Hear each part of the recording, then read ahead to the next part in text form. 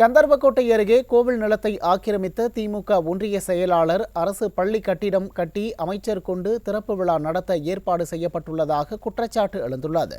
புதுக்கோட்டை மாவட்டம் கந்தர்வக்கோட்டை அருகே நீதிமன்ற உத்தரவுகளை மீறி கோமாபுரம் ஸ்ரீ கைலாசநாதர் கோவில் சொத்துக்களை ஆக்கிரமித்த திமுக ஒன்றிய செயலாளர் தமிழையா அங்கு அரசு பள்ளி கட்டிடம் கட்டி திறப்பு விழாவிற்கு விடிய அமைச்சர் அன்பில் மகேஷை அழைத்துள்ளார்.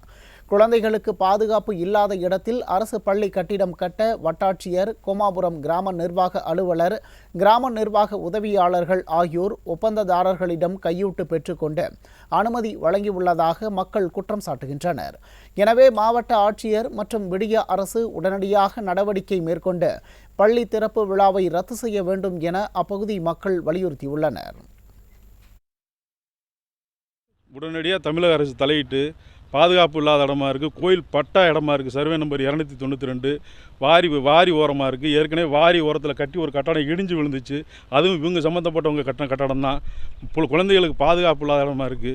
இதில் தலையிட்டு தகுந்த நடவடிக்கை எடுத்து அந்த இடத்துல வேறு எங்கேயோ பாதுகாப்பான ஒரு இடத்த பார்த்து கட்டி வச்சுக்கட்டும். ஆனால் அந்த இடத்துல திறக்கிறத உடனடியாக நடவடிக்கை எடுத்து ரத்து செய்ய வேண்டும்னு சொல்லி மனுதாரர்கள் மூலம் நான் கேட்டுக்கிறேன்.